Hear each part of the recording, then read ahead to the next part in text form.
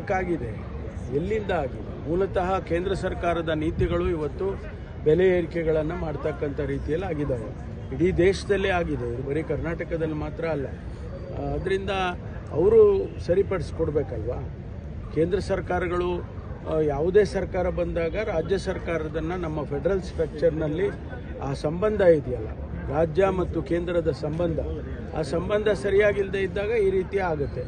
ನಮಗೆ ಬರ್ತಕ್ಕಂಥ ಟ್ಯಾಕ್ಸಿಗೆ, ನಾವು ಕೊಟ್ಟಂಥ ಟ್ಯಾಕ್ಸಿಗೆ ನಮಗೆ ಕೊಡುವಂಥ ಹಣ ಏನಿದೆ ಅದು ಸರಿಯಾಗಿ ಮತ್ತು ಸರಿಯಾದ ಸಂದರ್ಭಕ್ಕೆ ಒಂದು ಕ್ಯಾಲ್ಕುಲೇಷನ್ಸ್ ಮಾಡಿದರೆ ನಮಗೆ ಹೆಚ್ಚು ಹಣ ಬರಬೇಕಲ್ವ?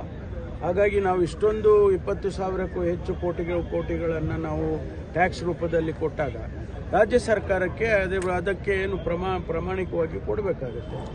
ಅದರಿಂದ ಅದು ಕೊಡಲಿಲ್ಲ ಅಂತ ಹೇಳಿದಾಗ ನಮ್ಮ ರಿಸೋರ್ಸನ್ನು ನೀವು ಜಾಸ್ತಿ ಮಾಡ್ಕೊಳ್ಳಿ ಅಂದಾಗ ನಾವು ಅನಿವಾರ್ಯವಾಗಿ ಕೆಲವು ಬೆಲೆಗಳನ್ನು ಮಾಡಬೇಕಾಗುತ್ತೆ. ಮಾಡಿ ಗ್ಯಾರಂಟಿ ಸರಿದೂಗಿಸಲು ಇದೆಲ್ಲ ಮಾಡುತ್ತಿದೆ ಅಂತೇಳಿ ಬಿಜೆಪಿ ಗ್ಯಾರಂಟಿ ನಾವು ಬಡ್ಜೆಟ್ನಲ್ಲೇ ತಿಳಿಸಿದ್ದೇವೆ, ನಾವೇನು ಕದ್ದು ಮುಚ್ಚಿ ಮಾಡ್ತಾ ಇಲ್ಲ.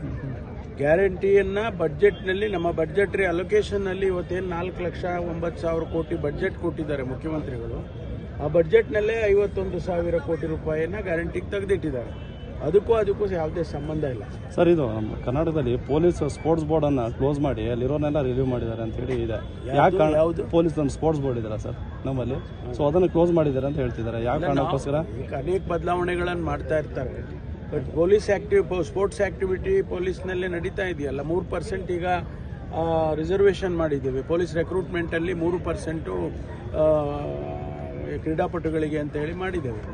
ಅದರಿಂದ ಯಾವುದೇ ತೊಂದರೆ ಏನಾಗಿಲ್ಲ ಸರ್. ಇವತ್ತು ಸಿಎಂ ಡೆಲ್ಲಿಗೆ ಹೋಗ್ತಿದ್ದಾರೆ, ಯಾಕಾಗಿದೆ, ಎಲ್ಲಿಂದ ಆಗಿದೆ? ಮೂಲತಃ ಕೇಂದ್ರ ಸರ್ಕಾರದ ನೀತಿಗಳು ಇವತ್ತು ಬೆಲೆ ಏರಿಕೆಗಳನ್ನು ಮಾಡ್ತಕ್ಕಂಥ ರೀತಿಯಲ್ಲಿ ಆಗಿದ್ದಾವೆ.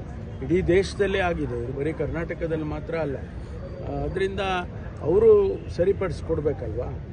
ಕೇಂದ್ರ ಸರ್ಕಾರಗಳು ಯಾವುದೇ ಸರ್ಕಾರ ಬಂದಾಗ ರಾಜ್ಯ ಸರ್ಕಾರದನ್ನು ನಮ್ಮ ಫೆಡರಲ್ ಸ್ಟ್ರಕ್ಚರ್ನಲ್ಲಿ ಆ ಸಂಬಂಧ ಇದೆಯಲ್ಲ, ರಾಜ್ಯ ಮತ್ತು ಕೇಂದ್ರದ ಸಂಬಂಧ, ಆ ಸಂಬಂಧ ಸರಿಯಾಗಿಲ್ಲದೆ ಇದ್ದಾಗ ಈ ರೀತಿ ಆಗುತ್ತೆ. ನಮಗೆ ಬರ್ತಕ್ಕಂಥ ಟ್ಯಾಕ್ಸಿಗೆ, ನಾವು ಕೊಟ್ಟಂಥ ಟ್ಯಾಕ್ಸಿಗೆ ನಮಗೆ ಕೊಡುವಂಥ ಹಣ ಏನಿದೆ ಅದು ಸರಿಯಾಗಿ ಮತ್ತು ಸರಿಯಾದ ಸಂದರ್ಭಕ್ಕೆ ಒಂದು ಕ್ಯಾಲ್ಕುಲೇಷನ್ಸ್ ಮಾಡಿದರೆ ನಮಗೆ ಹೆಚ್ಚು ಹಣ ಬರಬೇಕಲ್ವ? ಹಾಗಾಗಿ ನಾವು ಇಷ್ಟೊಂದು 20,000ಕ್ಕೂ ಹೆಚ್ಚು ಕೋಟಿಗಳನ್ನು ನಾವು ಟ್ಯಾಕ್ಸ್ ರೂಪದಲ್ಲಿ ಕೊಟ್ಟಾಗ ರಾಜ್ಯ ಸರ್ಕಾರಕ್ಕೆ ಅದಕ್ಕೆ ಏನು ಪ್ರಾಮಾಣಿಕವಾಗಿ ಕೊಡಬೇಕಾಗುತ್ತೆ.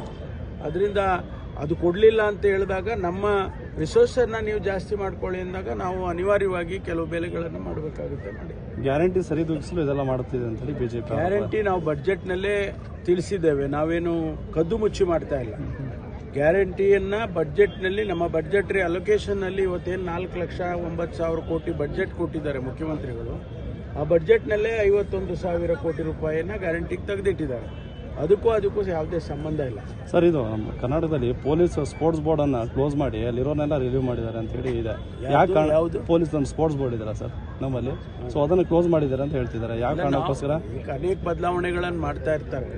ಬಟ್ ಸ್ಪೋರ್ಟ್ಸ್ ಆಕ್ಟಿವಿಟಿ ಪೊಲೀಸ್ನಲ್ಲೇ ನಡೀತಾ ಇದೆಯಲ್ಲ. 3% ಈಗ ರಿಸರ್ವೇಷನ್ ಮಾಡಿದ್ದೇವೆ ಪೊಲೀಸ್ ರೆಕ್ರೂಟ್ಮೆಂಟಲ್ಲಿ. 3% ಕ್ರೀಡಾಪಟುಗಳಿಗೆ ಅಂತ ಹೇಳಿ ಮಾಡಿದ್ದೇವೆ.